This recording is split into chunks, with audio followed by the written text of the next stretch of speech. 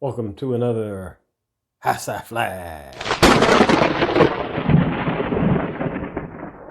Last video I talked about life insurance, talked about whole life and term, and of course, just a quick refresher, whole life lasts your whole life.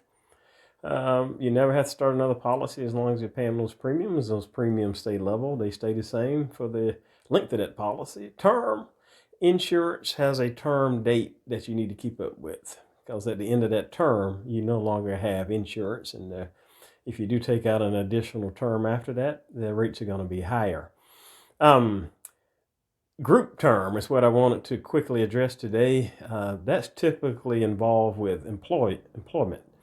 So if you start a job and they offer you group term, it's going to be really cheap because you have a large number of participants in group term, and they can keep the rates low.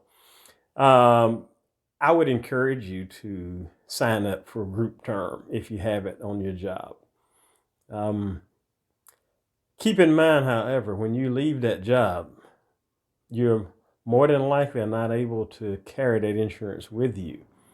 And if you are able to, it's going to be an extremely high rate, almost like health insurance. When you leave an employer and you start additional, or you bring that coverage over to your private life, it's going to cost a lot more. So I've heard some people tell me they don't need life insurance because they have it on the job. But again, keep in mind that's group term. It's cheap, but it lasts for the most part as long as you're employed at that job. And the longer you wait to start a regular policy, the older, of course, you're going to be. So when people say, I'm going to get insurance when I retire, okay, how many years is that? And there's no guarantee that you'll be in good health to get a decent policy rate. So keep that in mind. And you've just experienced another High Flag.